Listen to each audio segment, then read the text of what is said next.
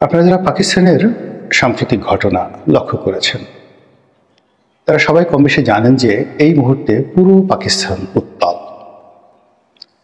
লক্ষ লক্ষ মানুষ নয়, প্রায় কোটি মানুষ বা তারও বেশি সমগ্র পাকিস্তানের প্রত্যন্ত অঞ্চল থেকে তারা লং মার্চ করে রাজধানী ইসলামাবাদের একেবারে জিরো পয়েন্ট, যেটি সমস্ত প্রশাসনের যেখানে কেন্দ্র, সেই জায়গাটিতে পৌঁছে গিয়েছেন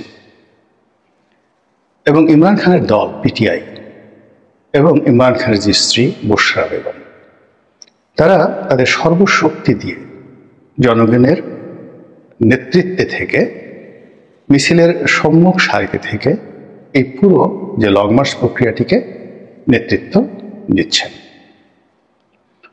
এবং এটি নিয়ে কেবল যে পাকিস্তানের পরিবেশ পরিস্থিতি উত্তাল তা নয়, এটি ভারতের ইতিহাস, রাজনীতির ইতিহাস সেখানে কাঁপাচ্ছে। বাংলাদেশে যে রাজনীতি সেখানেও রীতিমতো কম্পন হয়েছে। এর কারণ হলো মিস্টার ইমরান, তিনি পাকিস্তানে অতিশয় জনপ্রিয় এবং প্রভাবশালী। তার দলের যে নেতাকর্মী এককভাবে এই মুহূর্তে তারা পার্লামেন্টের সংখ্যাগরিষ্ঠ নিষিদ্ধ হয়ে যাওয়ার পরেও তারা এই সংখ্যাগরিষ্ঠতা অর্জন করেছেন। দ্বিতীয়ত, তাদের যে প্রতিদ্বন্দ্বী রাজনৈতিক দলগুলো রয়েছে তারা কেউই জনাব ইমরান খানের সঙ্গে ইন পার্সন, আপনি যদি ধরুন শাহবাজ শরীফ কিংবা বিলাওয়াল ভুট্টো, মানে তাদের যে অ্যাকসেপ্টেবিলিটি এটি ইমরান খানের একটি আঙ্গুলের সমানও নয়। মানে ইমরান খান যদি পাশে দাঁড়ান পাকিস্তানে, এই এখন যারা রাজনীতিতে নেতৃত্ব দিয়েছেন তাদেরকে সবাই বলবে যে এরা সেনাবাহিনীর দালাল। মঈনুদ্দিনের দালাল ছোট ফখরুদ্দিন, আমাদের ফখরুদ্দিন সাহেব তো বেশ বড় ছোড় ছিলেন।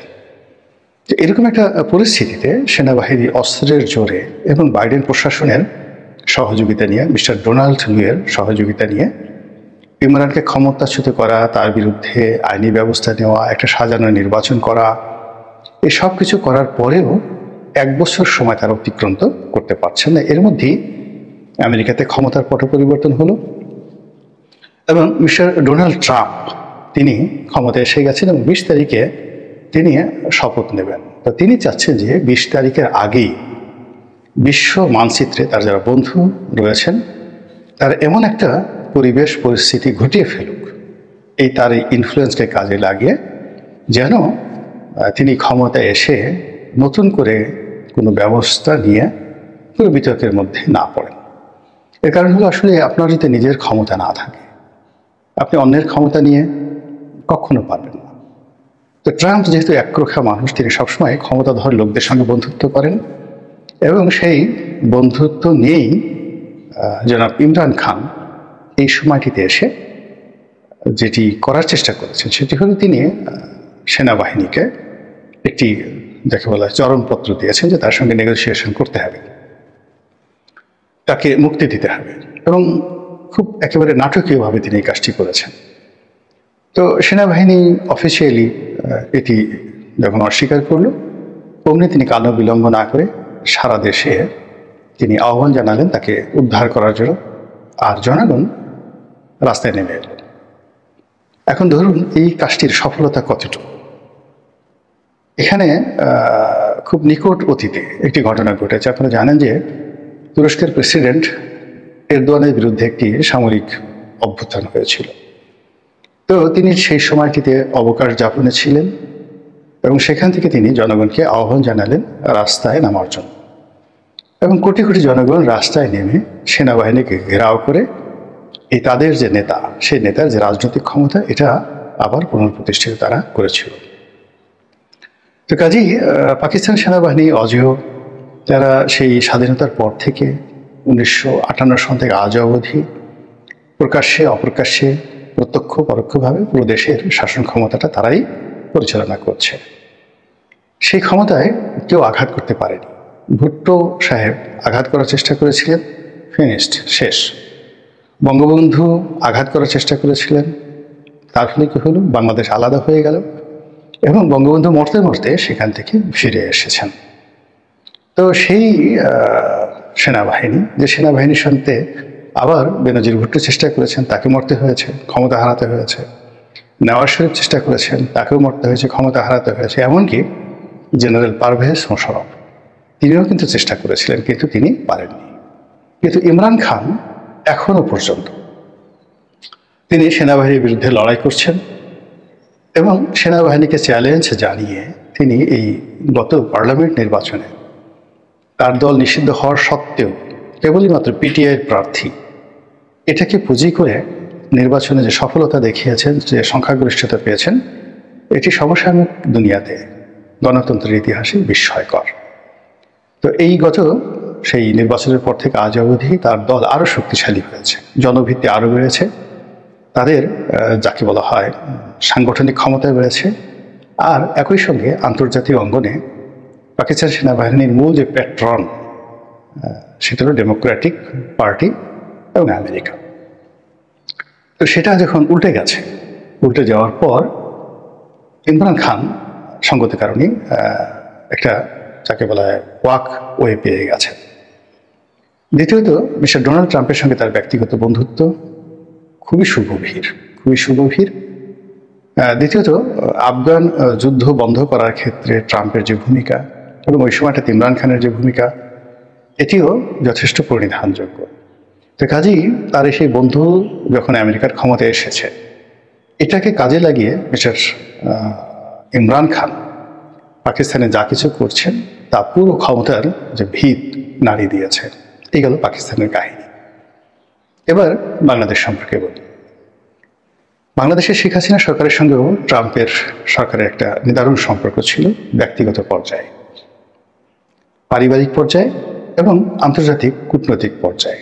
যেমন নরেন্দ্র মোদী, ইমরান খান, শেখ হাসিনা, ভ্লাদিমির পুতিন, তারপর যাকে বলা হয় সৌদি আরবের ক্রাউন প্রিন্স মোহাম্মদ বিন সালমান, এদের সকলের সঙ্গে কিন্তু একটা পারিবারিক সিন্ডিকেট বলতে পারেন, ইন্টারন্যাশনাল রাজনীতির সিন্ডিকেট। সেটা আপনি ক্যাপিটালিজম বলেন, ফ্যাসিজম বলেন বা নাৎসিবাদ বলেন, হোয়াট এভার মেবি, কিন্তু বাস্তবতা হলো এদের সবার সঙ্গে পারস্পরিক একটা সম্পর্ক এমন পর্যায়ে পৌঁছে গিয়েছিল। সেই সমীকরণটি এই ট্রাম্পের ফিরে আসার মাধ্যমে এখন এটি একটা বিস্ফোরণমুখ পর্যায়ে পৌঁছে গেছে। এদের এই সিন্ডিকেটকে আপনি এখন অস্বীকার করতে পারবেন না, কোনো অবস্থাতে অস্বীকার করতে পারবেন না। তো যাই হোক, পাকিস্তানে যে ঘটনা ঘটছে তার সাথে পাল্লা দিয়ে শেখ হাসিনা যেন বাংলাদেশে কোনো ঘটনা ঘটাতে না পারেন। পাকিস্তানের সেনাবাহিনী, তারপর পাকিস্তানের সিভিল সার্ভিস প্লাস রাজনৈতিক দলগুলো যেভাবে কোমরে গামছা বেঁধে কাঁধে কাঁধ মিলিয়ে কাজ করে যাচ্ছে, বাংলাদেশে সেটা একেবারে উল্টো। এখানে প্রশাসন থেকে শুরু করে সব জায়গাতে আওয়ামী লীগের যারা সুবিধা প্রাপ্ত লোকজন ছিলেন, আওয়ামী মাইন্ডের যারা লোকজন ছিলেন এবং যারা মনে করেন যে আওয়ামী লীগ বেঁচে থাকলে তাদের বেঁচে থাকা সার্থক, তারাই এখন পর্দার অন্তরালে থেকে বিদ্যুৎ বিভাগ, বন্দর, ব্যবসা বাণিজ্য, ব্যাংক, বিমা সব কিছু কিন্তু তারাই চালাচ্ছে। কিছু কিছু জায়গাতে জামাতের লোকরা সেখানে জায়গা করে নিয়েছে, কিছু কিছু জায়গাতে বিএনপির কিছু লোক হয়তো জায়গা করে নিয়েছে। কিন্তু তারা ঠিক আওয়ামী লীগের যে সিন্ডিকেট, সেই সিন্ডিকেটের বাইরে গিয়ে একটা বা একটা শব্দ তারা এখন পর্যন্ত করে অর্থনীতির বাজার ব্যবস্থার গতি পাল্টাতে পারেননি। দ্বিতীয়ত প্রশাসন, কিছু কিছু কে পোস্ট আছে সেখানে জামাত মাইন্ডের যারা কর্মকর্তা আগে বঞ্চিত হয়েছিলেন তাদেরকে বসিয়ে দেওয়া হয়েছে।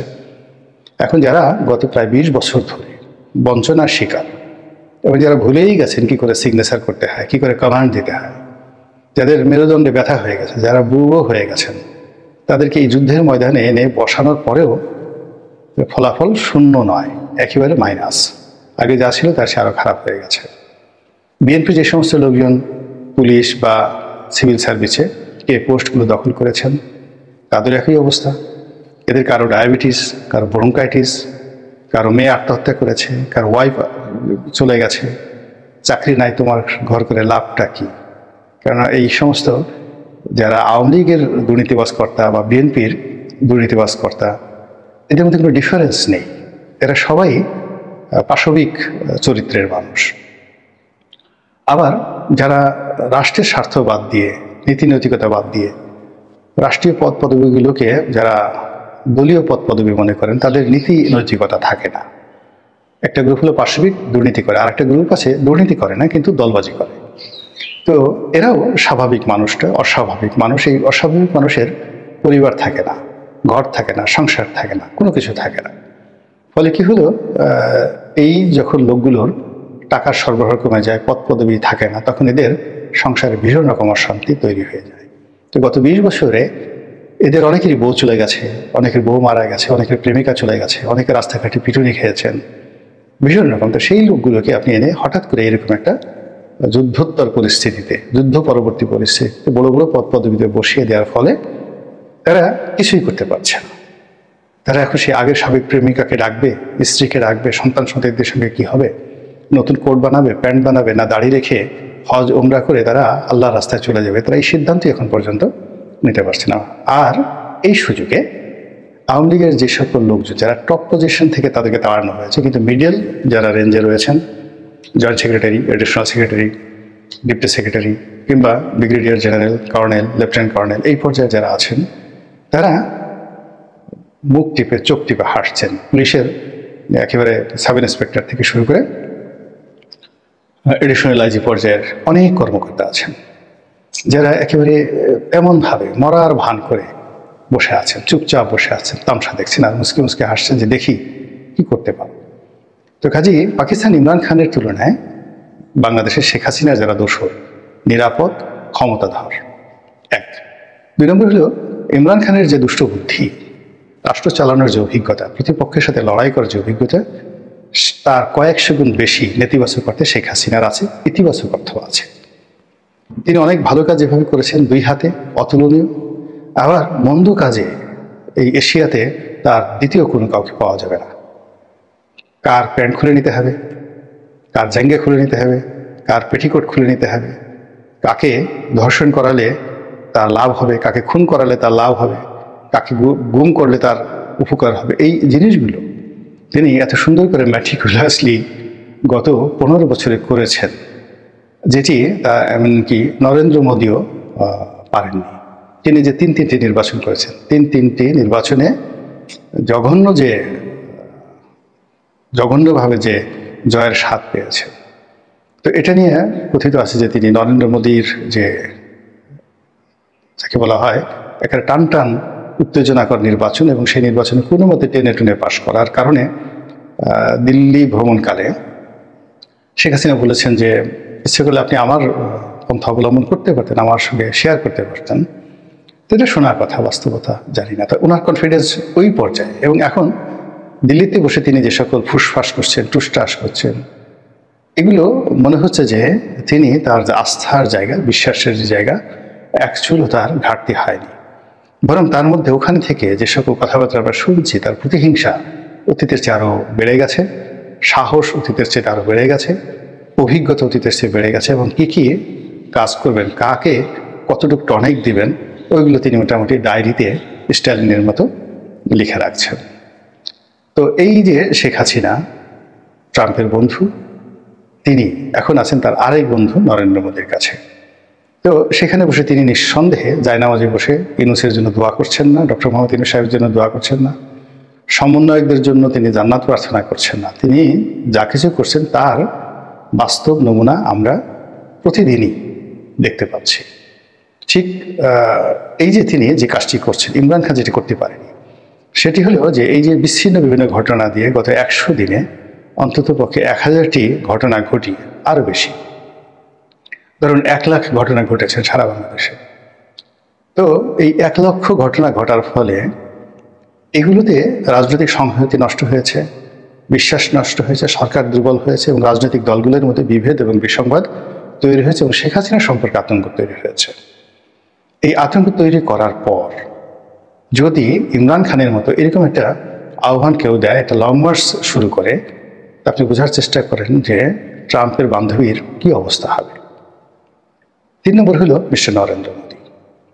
তিনিও এই ভারতের রাজনীতিতে তার যে ব্যাক ফুটেজগুলো তৈরি হয়েছে, বিশেষ করে বিগত নির্বাচনে তিনি একেবারে মরতে মরতে বেঁচে গিয়েছেন। এই জায়গাটিতেও তিনি আবার ফিরে আসার সর্বোচ্চ চেষ্টা তিনি করছেন, এবং জানুয়ারি মাসের 20 তারিখের আগেই তিনি এই জায়গাগুলো গুছিয়ে নিয়েছেন। তো কাজে এই যে একটা ত্রৈমাত্রিক যে যাকে বলা হয় রাজনীতির সমীকরণ শুরু হয়েছে, ত্রিমুখী, ভারত, বাংলাদেশ, পাকিস্তান, হাসিনা, মোদি, ইউনূস, না সরি ইউনূস নয়, হাসিনা, মোদি, ইমরান। তো এখন এই সমীকরণের ফলে তিনটি দেশই এমন কিছু ঘটাতে চাচ্ছে, তিনটি দেশের মধ্যে এমন যাকে বলা হয় পোলারাইজেশন হচ্ছে, বরফ জমছে অনেক ক্ষেত্রে। তিনটি দেশই এমন উত্তাপ ছড়িয়ে পড়ছে যা কোনো দুর্বল রাজনীতিবিদ, দুর্বল সরকার এবং দুর্বল ব্যক্তিত্বের পক্ষে অনুমান করাই সম্ভব নয়। আল্লাহ আমাদের সবাইকে হেদায়েত দান